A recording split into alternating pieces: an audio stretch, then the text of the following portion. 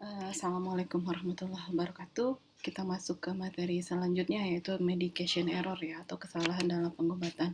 Kalau minggu kemarin kita sudah membahas tentang penggunaan obat yang salah dan penyalahgunaan obat. Nah, sekarang kita masuk ke medication error atau kesalahan dalam pengobatan. Kalau kita lihat definisinya, error itu sendiri adalah suatu yang dilakukan dengan salah karena ketidaktahuan atau ketidaksengajaan yang bisa menyebabkan kegagalan untuk menyelesaikan masalah tertentu. Nah, medication error sendiri itu adalah suatu kegagalan dalam proses pengobatan yang memiliki potensi untuk membahayakan pasien, di mana sebenarnya medication error ini bisa dicegah atau bisa tidak terjadi. Nah, menurut Kemenkes RI nomor 58 tahun 2014, medication error itu sendiri adalah kejadian yang merugikan pasien akibat pemakaian obat selama dalam penanganan tenaga kesehatan yang sebetulnya dapat dicegah. Medication error dapat terjadi di mana saja dalam rantai pelayanan obat, mulai dari pasien mendapatkan resep atau peresepan yang dilakukan oleh dokter, kemudian tahap pembacaan resep yang bisa dilakukan oleh apoteker atau asisten apoteker, kemudian tahap compounding atau peracikan, dan penyerahan atau dispensing yang bisa dilakukan oleh apoteker maupun asisten apoteker. Serta pada tahap administrasi yang bisa dilakukan. Administrasi ini adalah pada saat pasien itu menggunakan obat, ya, bisa dilakukan oleh perawat atau pasien. Bentuk-bentuk medication error itu sendiri ada 4 fase. Fase yang pertama itu adalah fase prescribing, yaitu error yang terjadi pada fase penulisan resep, ya, di mana pada fase ini bisa saja obat yang diresepkan itu tidak tepat indikasi atau tidak tepat pasien atau kontraindikasi terhadap pasien, di mana pada fase prescribing ini error yang terjadi itu bisa disebabkan oleh si penulis resep, yaitu dokter. Fase yang kedua itu fase transcribing, yaitu error yang terjadi pada saat pembacaan resep untuk proses dispensing, ya. Antara lain bisa saja apoteker itu salah membaca resep yang disebabkan karena tulisan yang tidak jelas.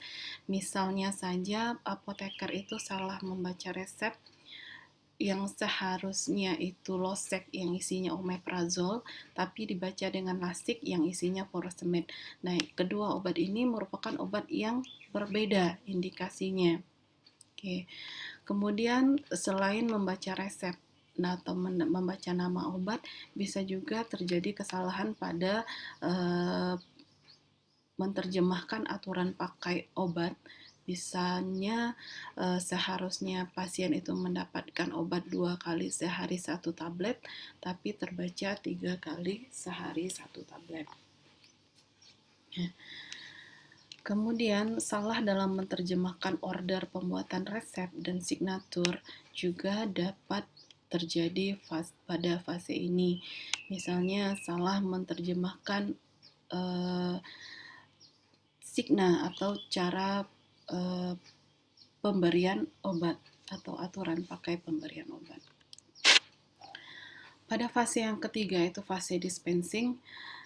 Fase dispensing ini terjadi pada saat penyiapan hingga penyerahan resep oleh petugas apotek. Salah satu kemungkinan terjadinya error adalah salah dalam mengambil obat, misalnya pada rak penyimpanan. Bisa disebabkan karena kemasan atau nama obat yang mirip, atau dapat pula terjadi karena berdekatan letaknya. Kemudian fase administrasi. Fase administrasi ini adalah error yang terjadi pada proses penggunaan obat, di mana fase ini dapat melibatkan petugas apotek atau pasien atau keluarga pasien. Yang error itu misalnya pasien salah cara penggunaan obat, contohnya saja suppositoria yang seharusnya dimasukkan lewat dubur tapi dimakan bersama bubur. Nah, itu bisa terjadi pada fase administrasi. Kemudian salah waktu minum obat yang seharusnya 1 jam sebelum makan, tetapi diminum bersama makanan misalnya. Nah, fase-fase medication error di atas itu dapat terjadi, ya, dapat terjadi karena beberapa faktor berikut. Yang pertama itu karena adanya komunikasi yang buruk, baik itu secara tulisan maupun secara lisan.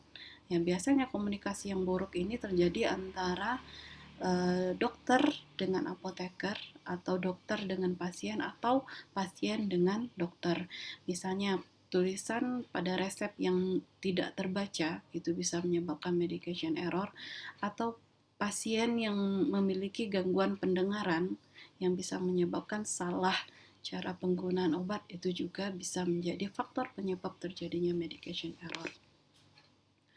Kemudian distribusi obat yang kurang mendukung, contohnya tidak ada sistem komputerisasi atau sistem penyimpanan obat yang salah, yang tidak berdasarkan abjad atau tidak berdasarkan bentuk sediaan obat dan lain sebagainya.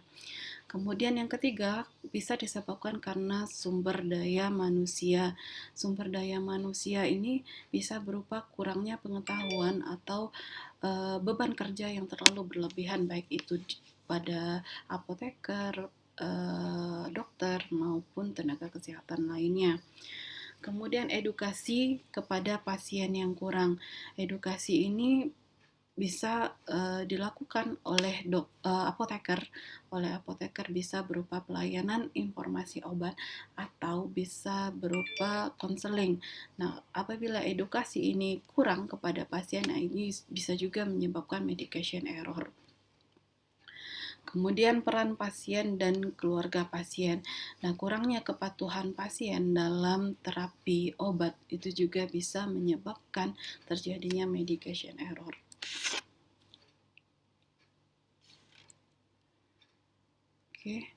Oke, selanjutnya itu ada taksonomi dan kategori medication error. Kalau kita lihat taksonomi dan kategori medication error ini, ada 4 tipe error dan ada beberapa kategori. Tipe yang pertama itu no error atau tidak terjadi error sama sekali atau tidak terjadi kesalahan, di mana itu ada kategori A, keadaan atau kejadian yang potensial itu bisa menyebabkan terjadinya error. Kemudian tipe yang kedua itu error dengan tidak adanya HAM atau tidak adanya ancaman. Di sini ada 3 kategori B, C, dan D. Kategori B itu error itu terjadi, ya, tetapi obat belum mencapai pasien. Artinya apa? Tidak terjadi ancaman kepada pasien atau tidak ada ancaman terhadap pasien. Kemudian kategori C itu error terjadi di mana obat sudah mencapai pasien tetapi tidak menimbulkan resiko atau tidak membahayakan pasien. Misalnya untuk obat-obat bebas. Kemudian obat mencapai pasien atau sudah terlanjur diminum atau digunakan pasien. Oke. Kemudian kategori D, error itu terjadi dan konsekuensinya diperlukan monitoring terhadap pasien, tetapi tidak menimbulkan resiko atau HAM atau ancaman pada pasien. Tipe yang ketiga itu adalah error dengan adanya ancaman. Di sini ada 4 kategori, ada E, F, G, dan H, di mana error itu terjadi pada pasien, ya, dan pasien itu memerlukan terapi atau intervensi serta menimbulkan resiko atau HAM pada pasien yang bersifat sementara. Kemudian kategori F, error itu terjadi dan pasien memerlukan perawatan atau perpanjangan perawatan di rumah sakit disertai cacat yang bersifat sementara. Contohnya untuk penggunaan obat-obat yang bersifat nefrotoksik atau obat-obat yang menyebabkan gangguan pada fungsi ginjal pasien. Contohnya obat-obat antibiotik gentamisin. Ya, itu kalau terjadi medication error, misalnya dosisnya terlalu berlebih atau aturan pakainya yang salah, nah itu bisa membahayakan nefron atau membahayakan ginjal pasien tersebut. Nah, bila error itu terjadi, itu memerlukan adanya perpanjangan perawatan atau adanya memerlukan perawatan di rumah sakit. Oke, kemudian error yang terjadi yang bisa menyebabkan resiko yang permanen. Kemudian error terjadi dan nyaris menimbulkan kematian. Contohnya terjadinya anafilaktik shock atau terjadinya henti jantung. Oke, kemudian tipe error yang terakhir itu ada error yang bisa menyebabkan kematian. Ada satu kategori yaitu error terjadi yang bisa menyebabkan kematian pasien. Contohnya terjadinya kematian karena pasien itu alergi terhadap suatu obat yang bisa menyebabkan terjadinya anafilaktik shock atau shock yang bisa menyebabkan terjadinya penurunan tekanan darah yang bisa berakibat pada kematian. Ya, error ini sebenarnya itu bisa dicegah atau bisa tangani atau tidak terjadi bila si petugas kesehatan baik itu apoteker atau si dokter menanyakan riwayat alergi pasien tersebut sebelumnya. Oke.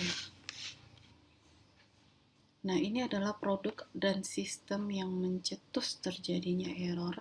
Bisa informasi tentang obat yang tidak adekuat atau informasi obat yang tidak lengkap. Kemudian tulisan resep yang tidak bisa dibaca, kemudian adanya obat-obat lasa atau look alike dan sound alike medicine product. Nah, obat-obat lasa ini juga bisa meningkatkan risiko terjadinya medication error. Kemudian penyimpanan obat yang buruk, penyimpanan obat tidak berdasarkan abjad atau penyimpanan obat tidak berdasarkan bentuk sediaannya. Kemudian error dalam perhitungan dosis. Nah, kalau kita lihat di sini ini adalah stiker ya, stiker ada untuk obat lasa dan untuk obat high alert.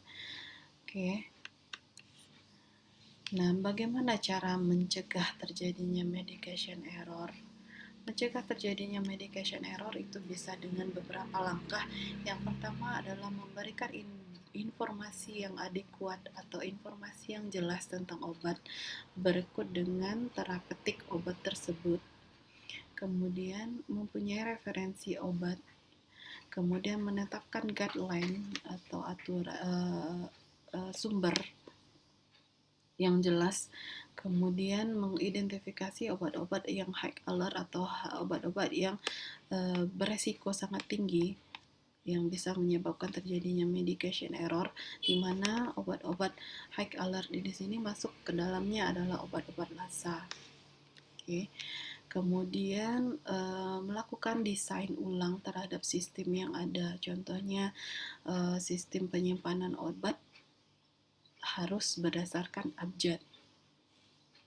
Kemudian lakukan evaluasi terhadap kinerja petugas kesehatan. Kemudian antisipasi error melalui sistem coding atau sistem kode dan SOP yang lebih baik. Kemudian mencoba menetapkan computerized prescribing atau peresepan dengan cara sistem komputer. Oke. Nah, untuk mencegah terjadinya medication error itu sendiri sebenarnya sudah ada standar pelayanan kefarmasian di apotek yang dimana seorang apoteker itu harus melakukan screening resep berupa persyaratan administratif mulai dari nama, kemudian surat izin dan alamat dokter, kemudian tanggal penulisan resep, tanda tangan atau paraf dokter penulis resep, kemudian nama, alamat, umur, jenis kelamin, dan lain sebagainya. Kemudian hal yang kedua yang dilakukan adalah menetapkan kesesuaian farmaseutik dengan cara apa? Melihat bentuk sediaannya sudah tepat atau belum, dosis, kemudian stabilitas, kemudian cara dan lama pemberian obat, kemudian pertimbangan klinis dengan mempertimbangkan efek samping yang mungkin muncul, alergi pasien, kemudian terjadinya interaksi obat, kesesuaian indikasi dosis pasien, dan lain sebagainya. Nah, ini upaya pencegahan medication error di rumah sakit, khususnya di rawat inap. Nah, sebenarnya medication error ini bisa dicegah dengan cara melakukan cek dan recheck. Jadi sebelum pasien menerima obat itu harus dilakukan cek dan recheck, baik itu mulai dari dokter yang menulis resep, kemudian resep itu diserahkan kepada perawat dan ditulis di buku resep oleh perawat, kemudian baru diberikan kepada depo farmasi atau kepada apoteker. Apoteker itu sendiri nanti melihat apakah resep itu sudah lengkap atau tidak. Kalau misal seandainya resep itu tidak lengkap, maka pasien apoteker bisa bertanya langsung kepada dokter, atau misalnya resep itu tidak terbaca atau tidak bisa dibaca, apoteker itu bisa langsung menghubungi dokter. Nah, kemudian apabila itu resepnya sudah lengkap, kemudian si apoteker atau asisten apoteker itu akan melakukan compounding atau peracikan obat. Apabila obat itu obat jadi atau obat tanpa diracik, maka bisa langsung dikerjakan. Kemudian kalau obat itu diracik, kemudian dikerjakan oleh asisten apoteker. Nah, sebelum obat itu diberikan kepada pasien, maka apoteker itu harus melakukan cek atau recheck kembali obat apakah sudah sesuai nama obat ya dengan pasien yang menerima, kemudian baru diserahkan kepada pasien melalui perawat. Nah, kalau kita lihat sebenarnya banyak langkah-langkah yang bisa dilakukan untuk mencegah medication error. Intinya adalah cek dan dicek mulai dari dokter menuliskan resep sampai ke obat itu diserahkan kepada pasien. Oke. Nah, ini upaya pencegahan medication error di apotek. Resep masuk ya, kemudian dilakukan asesmen atau penilaian oleh apoteker apakah resep itu lengkap atau tidak. Kalau misalnya lengkap, beri penjelasan kepada pasien, baik itu harga, kemudian nomor obat, nomor resep pasien. Kemudian kalau misalnya sudah oke, maka bisa langsung dikerjakan. Kalau tidak lengkap, apoteker bisa langsung bertanya kepada si dokter. Nah, kalau sudah jelas nanti bisa langsung dikerjakan. Oke, sebelum obat diberikan kepada pasien harus dilakukan cek dan recheck, atau harus dicek terlebih dahulu oleh si apoteker apakah obat itu sudah sesuai atau sudah sama antara nama pasien dengan obat yang diterima oleh pasien, sehingga kasus medication error ini tidak akan terjadi. Oke, sampai di sana penjelasan tentang medication error. Kalian bisa langsung bertanya, komen di Google Classroom atau di komen YouTube. Oke, terima kasih. Assalamualaikum warahmatullahi wabarakatuh.